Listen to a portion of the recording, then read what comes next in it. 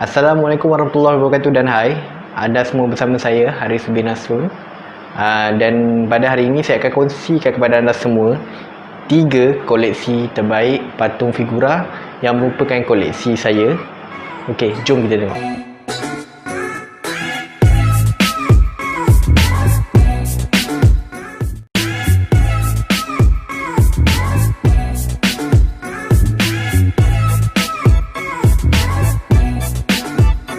Okey, sebenarnya kepada ketiga-tiga watak patung figura yang saya tunjukkan ini, sebenarnya ketiga mereka daripada sequel filem yang sama, iaitu dari filem Avengers, yang merupakan, saya juga merupakan salah seorang peminat tegar. Jadi secara tak langsung bila saya minat menonton filem tu, saya mula menanam minat untuk mengumpulkan patung figura ni lah.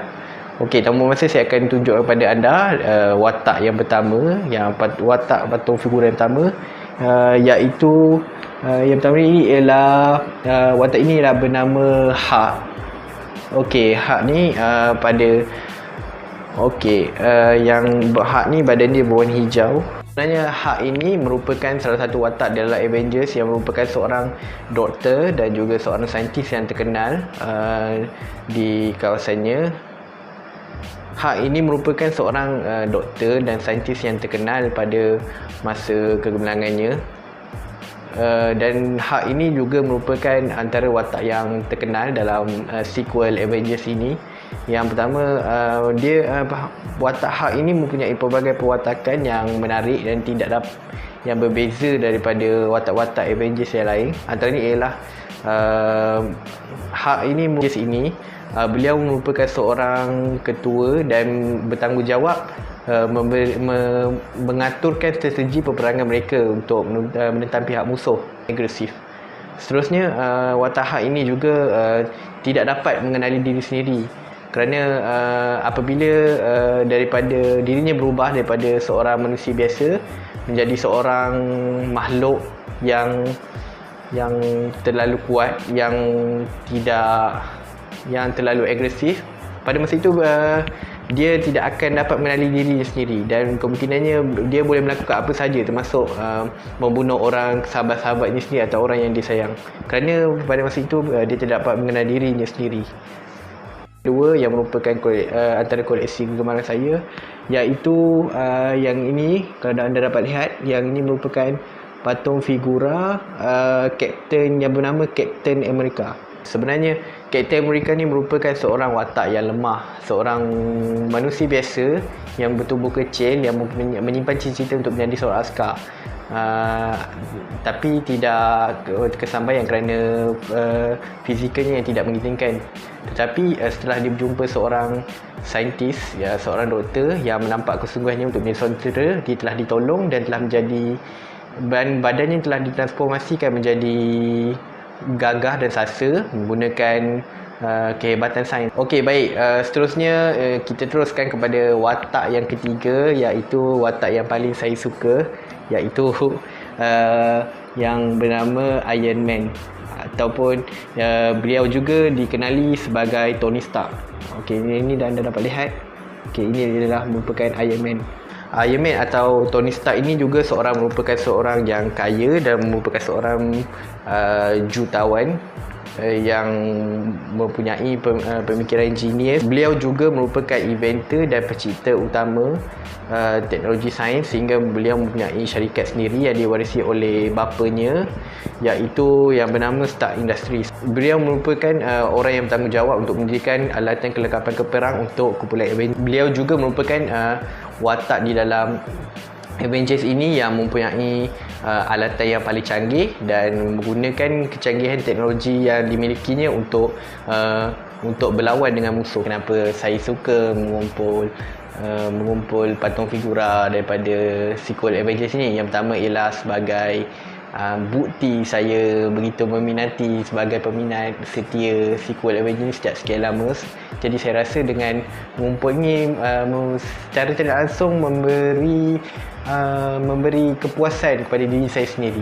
Jadi saya rasa setakat itu je perkongsian saya mengenai patung figura yang koleksi Phantom Figura yang merupakan 3 koleksi saya yang terbaik. Jadi saya harap perkongsian saya ini sedikit banyak dapat menghiburkan anda semua. Jadi kita jumpa lagi selepas ini. Sekian, terima kasih. Mirrorless camera adalah sejenis digital camera terkini yang dikenali sebagai Mirrorless Interchangeable Lens Camera (MILC). Mirrorless camera ini adalah sejenis kamera yang berfungsi seperti DSLR yang lebih besar, tetapi perbezaannya daripada DSLR adalah kamera ini tidak mempunyai komponen reflect atau cermin pantulan di dalamnya.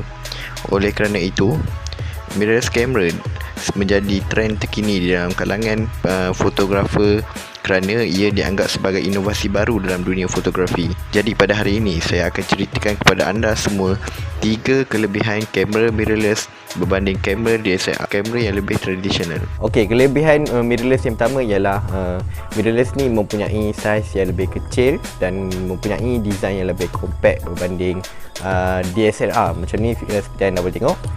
Ini merupakan kamera mirrorless model Sony, dan ini pula merupakan DSLR berjenama Nikon.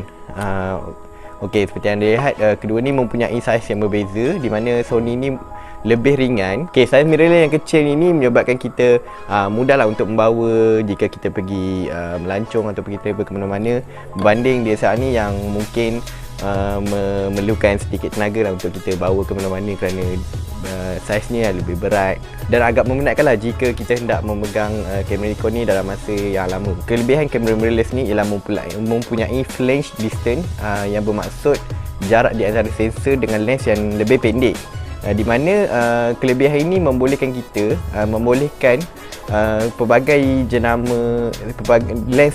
Kita boleh memakai lens daripada pelbagai jenama untuk dimuatkan kepada kamera mirrorless ni dengan menggunakan adapter, kerana jarak yang antara lens dan sensor pendek ni memudahkan menyebabkan lebih banyak lens yang sesuai untuk dipadankan dengan mirrorless ini menggunakan adapter. Okey, kelebihan Sony mirrorless yang kedua ini ialah electronic viewfinder. Electronic viewfinder ialah skrin kecil seperti anda dapat lihat ni, di mana skrin kecil ni digunakan untuk memaparkan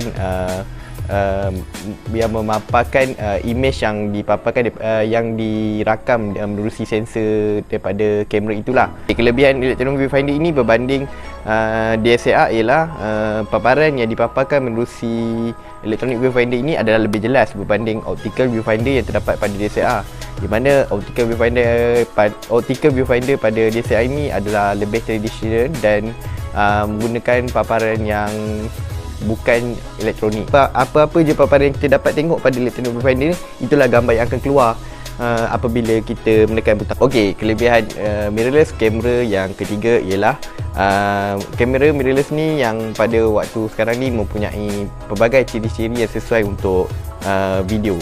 Okey, saya percaya sejak kemunculan Sony mirrorless ni, kamera mirrorless yang berjenama Sony ni, semakin banyak videografer baru yang lahir kerana mereka mendapati bahawa ciri-ciri yang terdapat pada mirrorless Sony ini membolehkan mereka mendapatkan shot atau footage yang cantik. Di tangan saya ini model Sony A6000, boleh memaparkan resolusi sehingga Full HD 1080 dan mempunyai frame rate sebanyak 60 frame per second. Size body mirrorless yang kecil dan ringan ini juga menyebabkan semakin ramai videografer sekarang ni memilih untuk menggunakan kamera ini bersama dengan penstabil elektronik atau gimbal, kerana saiz yang kecil ini menyebabkan kamera ini lebih senang lah untuk dikawal dan digunakan bersama-sama dengan gimbal. Baiklah, itu sahaja yang dapat saya kongsikan